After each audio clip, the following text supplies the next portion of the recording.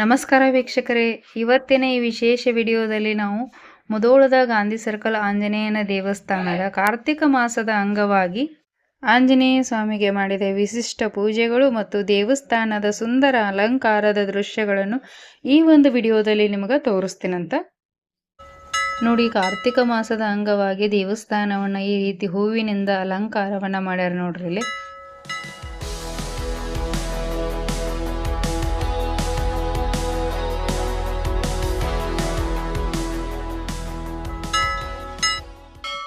ನೋಡಿ, ಇಲ್ಲಿ ದೇವಸ್ಥಾನದ ಒಳಗಿನ ಆವರಣದಲ್ಲಿ ಎದುರಿಗೆ ನೋಡ್ರಿ, ಇಲ್ಲಿ ಬಾಳೆ ಗಿಡ, ಕಬ್ಬು ಮತ್ತು ಬಾಳೆಹಣ್ಣಿನಿಂದ ದೇವಸ್ಥಾನವನ್ನು ಅಲಂಕಾರವನ್ನು ಮಾಡ್ಯಾರ. ಸುಂದರವಾದಂಥ ದೃಶ್ಯ ಇದು.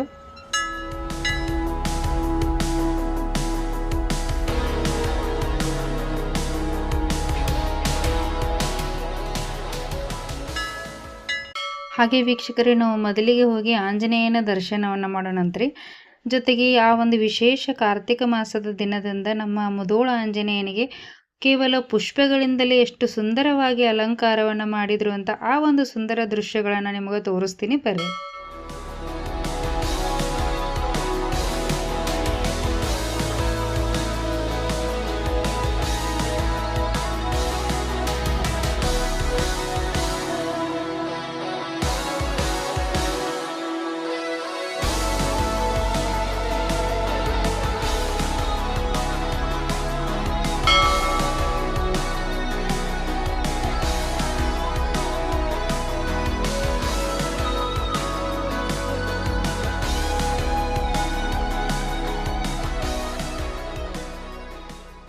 ಸ್ನೇಹಿತರೆ, ಈಗ ನೋಡ್ತಾ ಇರುವಂಥ ಒಂದು ದೃಶ್ಯ ಕಾರ್ತಿಕ ಮಾಸದ ವಿಶೇಷ ದಿನ.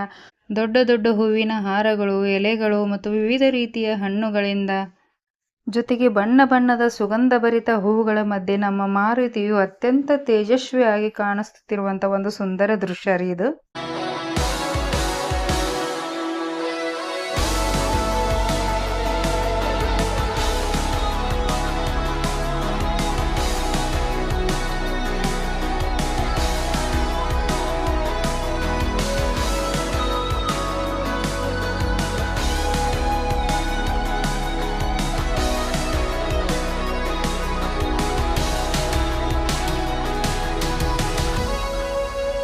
ನೋಡಿದ್ರೆಲ್ಲ ಆಂಜನೇಯನಿಗೆ ಎಷ್ಟು ಚಂದ ಪುಷ್ಪ ಅಲಂಕಾರವನ್ನು ಮಾಡ್ಯಾರ ನೋಡ್ರಿ. ಇಲ್ಲೇ ದೇವಸ್ಥಾನದಲ್ಲಿ ಗಣೇಶನ ಮೂರ್ತಿ ಕೂಡ ಐತಿ. ಗಣೇಶನನ್ನು ಕೂಡ ಅಲಂಕಾರ ಮಾಡ್ಯಾರ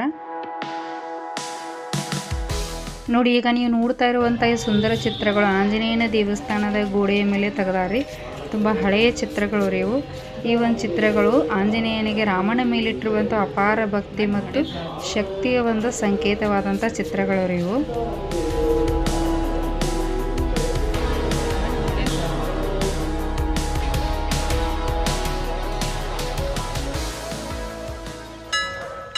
ದೇವಸ್ಥಾನದಲ್ಲಿರುವಂಥ ನವಗ್ರಹನು ಸಹಿತ ನೋಡ್ರಿ, ಇಲ್ಲಿ ಹೂವು ಮತ್ತು ಬಾಳೆ ಗಿಡದಿಂದ ಅಲಂಕಾರ ಮಾಡಿ ಪೂಜೆಯನ್ನು ಮಾಡ್ಯಾರ.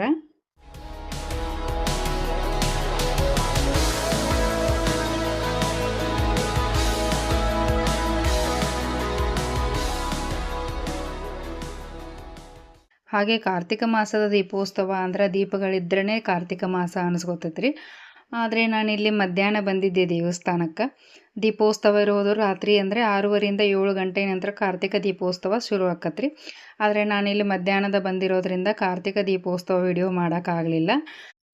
ಹಾಗೆ ಪ್ರತಿ ವರ್ಷ ಕಾರ್ತಿಕ ಮಾಸದಾಗ ಅನ್ನ ಪ್ರಸಾದ ಕೂಡ ಇರ್ತೈತ್ರಿ.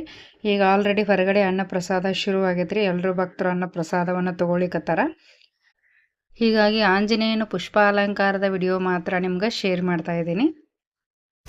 ಹಾಗೆ ನೀವು ಯಾರಾದರೂ ಆಂಜನೇಯನಿಗೆ ಅಭಿಷೇಕ, ಎಲೆ ಪೂಜೆ ಮತ್ತು ಕುಂಕುಮಾರ್ಚನೆ ಅಂತ ವಿಶೇಷ ಪೂಜೆಗಳನ್ನು ಮಾಡಿಸೋದಾದ್ರೆ ಅಡ್ವಾನ್ಸ್ ಆಗಿ ನೀವು ಅರ್ಚಕರಿಗೆ ಹೇಳಿದ್ರಪ್ಪ ಅಂದ್ರೆ ಅವರು ಶನಿವಾರ ದಿನ ಪೂಜೆಯನ್ನು ಮಾಡಿ ನಿಮ್ಗೆ ಪ್ರಸಾದವನ್ನು ಕೊಡ್ತಾರೆ. ಹಾಗೆ ನೀವು ಈ ರೀತಿ ವಿಶೇಷ ಪೂಜೆ ಮತ್ತು ಅಭಿಷೇಕಗಳನ್ನು ಮಾಡಿಸೋದ್ರಿಂದ ನಿಮಗೆ ಬರುವಂಥ ಸಕಲ ದೋಷಗಳು ಕೂಡ ಪರಿಹಾರ ಆಕ್ಕಾವು. ಸರಿ, ಹಾಗಿದ್ರೆ ಇವತ್ತಿನ ಈ ಭಕ್ತಿಪೂರ್ವಕ ವಿಡಿಯೋ ನಿಮ್ಗೆ ಇಷ್ಟ ಆಗಿದೆ ಅನ್ಕೋತೀನಿ ರೀ. ಇಷ್ಟ ಆಗಿತ್ತಂದ್ರೆ ಇನ್ನಷ್ಟು ಇಂತಹ ಮಾಹಿತಿಯುಕ್ತ ವಿಡಿಯೋಗಳಿಗಾಗಿ ನನ್ನ ಚಾನಲನ್ನು ತಪ್ಪದೇ ಸಬ್ಸ್ಕ್ರೈಬ್ ಮಾಡ್ಕೊಳ್ಳಿ. ಜೊತೆಗೆ ವಿಡಿಯೋ ನೋಡಿ ಹೇಗಿದೆ ಅಂತ ಕಮೆಂಟ್ ಮಾಡಿ. ನಿಮ್ಮ ಫ್ರೆಂಡ್ಸ್ ಯಾರು ನೋಡೋರಿದ್ರೆ ಅವರಿಗೆ ಕೂಡ ಈ ಒಂದು ವಿಡಿಯೋನ ಶೇರ್ ಮಾಡಿ ಅಂತ ಹೇಳ್ತಾ, ಇದೇ ರೀತಿ ಹೊಸ ವಿಡಿಯೋದೊಂದಿಗೆ ಮತ್ತೆ ಬರ್ತೀನಿ ರೀ. ಅಲ್ಲಿವರೆಗೂ ಟೇಕ್ ಕೇರ್, ಬಾಯ್ ಬಾಯ್. ಧನ್ಯವಾದಗಳು.